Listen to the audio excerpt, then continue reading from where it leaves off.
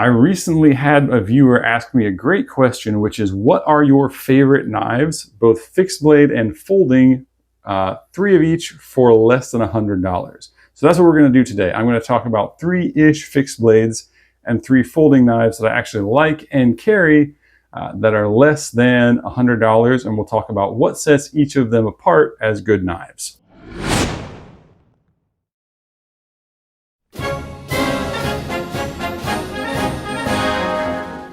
First, let's talk about the Mora Knife Companion. This is the Companion Heavy Duty, which means it has a thicker blade stock than the standard Companion, making it more durable. I recently did a destructive/abusive testing video where I did a bunch of bushcraft with the Mora Knife Companion. It was the best overall cheap bushcrafter that I could find, and these are only about $15. The robust version, the heavy duty version, costs about $21, but they hold a great edge. They're very, very comfortable in the hand, and they're super cheap. So there's really no reason not to have one of these. Some slight disadvantages, and this is very common for pretty much all of these knives at this price point. I don't like the sheath system that great. It hangs a little stiffly off your belt, but it works fine and it holds securely and it drains well with that little drain hole in the sheath. The other disadvantage of the Moras is the best ones are carbon steel. And you can see on this knife, it's got some discolorations and stuff to it. That happens very easily and very quickly with these Moras because there's so much carbon in the carbon steel. So I don't prefer them for anything around water, like fishing or skinning or anything like that. They're mainly, they're best used as bushcraft wood cutting knives. So if you want to do some of that, you might want some of the other knives that I'm about to talk about. My second favorite knife under $100 fixed blade is the Cold Steel Roach Belly. Now, I love this knife because it has this great skinner profile. It's great for cutting on a flat surface like a cutting board. I actually used this knife as a kitchen knife for about 5 years, this exact one. You can see it's held up great. It's got the polypropylene handle, does need some sanding.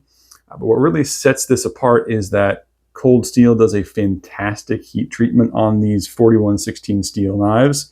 So they hold an edge far longer and with far more abuse than you would expect from a stainless steel knife, and yet they don't rust. So great little knife here. This is the older version that came with this Cordura sheath, which I actually prefer because it's easier to kind of hang a belt clip off of this sheath, and it sits the knife down in there a little bit further and it comes out easy. So if you find the older sheath, I've actually liked it a little bit better than the plastic sheath. But great little knife, and I think these are like $12 right now. So exceptional value on these ones. Third, and my favorite knife under $100 for a fixed blade, is the Cold Steel Outdoorsman Light. This thing is an absolute beast. So we have, again, a Cold Steel 4116 knife because that steel just is fantastic. It holds a great edge. Cold Steel does such a good heat treat on it that these far outperform what you would expect from a stainless steel like 4116. Other videos have tested these and found the same thing that I have, so it's not just my testing. There's some really cool features to this, though, that shouldn't be overlooked. So the handle, while it's rubber and plastic, the plastic sits right up here around the blade, so it seals tightly so you don't get debris and water in there. And then the rubber goes around the outside and gives you a great grip. That tang runs all the way through the handle. So you can smack on stuff with a butt cap of this knife and not risk damaging your handle. That's a great durability feature. The blade is polished, right? It's a beautifully finished blade for less than $30. I think I got this one for 20. You can usually get them for 25 to 27. It's been well thought out. The outer surface, like this last portion of the blade out here, is flat. So you can baton on that portion to use this as a batoning knife. This almost sharpened spine is great for fire steels. So you can use that for smacking on things if you don't want to use the edge of your blade. You can scrape a fire steel and not use the edge of your blade. So very well designed knife for not much money. It's got a great swept back tip, so you can skin things with this if you had to. It's a little longer than you would normally want to do that with. But if you need a knife that will do bushcraft, will do skinning, and you want a large burly knife that's not too heavy, great option. And again, it's less than 30 bucks. I modded this sheath and put a regular belt clip on it. Again, the sheaths are where these kind of fall flat a little bit, but it's a usable sheath. There's nothing wrong with the sheath. It doesn't have the problem of some of the other cold steel knives. So the reason why something like my Razortech 5 didn't make this list is mainly because of the sheath. I had to make a sheath for this because the cold steel sheath that comes with it has a flat edge on the inside that dulls the knife. So while I love the Razortech 5, once you've ground down the aggressive jimping, we're talking about knives that are less than 100 bucks, right? We want to just grab these, throw them on our belt, go out in the woods and use them. So that is why that one made the list and the other ones did not. Next up, folding knives. All of these folding knives did great in my edge retention tests. All of them have held up well. I've had all of these for a while and used them extensively, so this is not just a thing of new knives that I haven't tested. This is my first one. This is the CRKT Seismic. It's my large folder option. And I use this one a lot because it's cheap and it's big and it's sturdy and it's pretty rust proof. It's a 4116 steel, so not going to rust on you if you take anywhere decent care of it. What really sets this apart from other folding knives less than $100 is the adjustable detent. So right here on the handle, you got a little hole where you can stick a tiny little Allen wrench down in there and you can adjust the detent on this knife. So you can make it perfect all the time. You can make it harder to open. You can make it open easier. That's great to find on any knife. It's almost impossible to find on a knife under $100. So great option there. I love the way they have synced up the thumb stud as your stop pin as well, which rests right on the handle like that. And that's what stops the blade from opening further. That is an incredibly sturdy way to build a folding knife. So excellent job, CRKT, on this knife. Big, abusable folder for under 100 bucks. Next up is the Nock Knives DT03.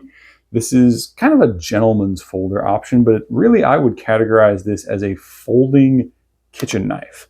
So it's got that full flat grind. It's a very similar shape to like a Japanese poultry knife, mid-sized kitchen knife. It is a finger flicker knife.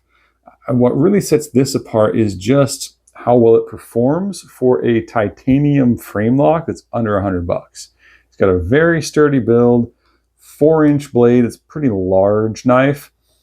Anodized titanium, sturdy frame lock, machine pocket clip for about 90 bucks. So excellent little folding, well, not little, it's a large folder, but it's pretty light for its size. And it's just a great slicer. I wouldn't have any problem using this for slicing onions, prep, thin blade, so it's not super abusable, but it's a great, very usable, very almost kitchen knife again. Well, this is almost a folding kitchen knife. And I would actually use it for that. A lot of folding kitchen knives have access locks or crossbar locks or things like that that make them pretty hard to clean. The frame lock design on this makes it easier to clean. So as a under $100 knife or a folding kitchen knife, this is probably my favorite. Last but not least, we have the Vosteed Raccoon. I tested this knife recently. I tested it up against a Bug Out and a Hogue Deca.